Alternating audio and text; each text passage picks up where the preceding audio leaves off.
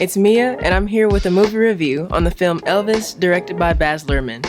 This movie graced the box office over the summer, but not to worry. If you'd still like to check out this movie, it's available on iTunes, Prime Video, and was recently added to HBO Max. Hopefully, by the end of this review, you'll want to give it a watch. I actually saw this film twice in theaters because, yes, I do believe it was that good. From the amazing costumes that exhibited the far-out fashion of the 50s, 60s, and 70s, to the modern takes on iconic Elvis songs, this movie was attention-grabbing from the get-go.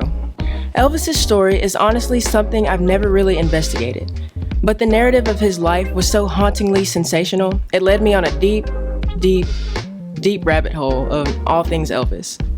This film follows the life and times of the king of rock and roll, Elvis Presley, diving into his rise to fame, the height of his career, and his untimely demise. Baz Luhrmann's Elvis exposes the man behind the idol. As an interesting creative choice, the movie is told from the viewpoint of Elvis's crooked manager, Colonel Tom Parker, played by Tom Hanks. Let me tell you, Hanks does a great job of making you hate the character throughout this movie. Trust me.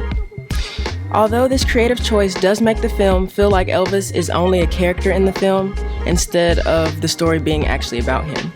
However, Austin Butler's performance as the king was phenomenal in my opinion. From actually using his own vocals for Elvis's performances early on in his career, to his ability to bring Elvis down to earth for the audience to see.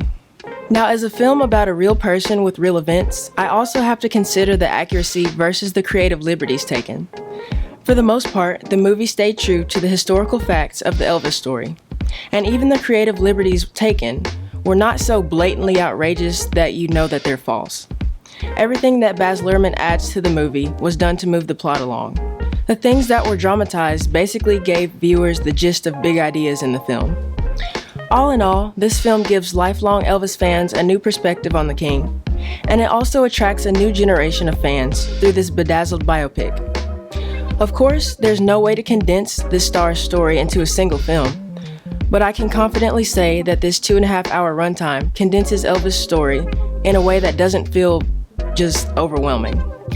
I rate this movie a 9 out of 10 for the performance of the actors, the overall accuracy of the story, and the amazing music and visuals that immerse the viewer in the rock and roll world of Elvis Presley. That's it for this movie review. Stay spectacular, and we'll catch you next time.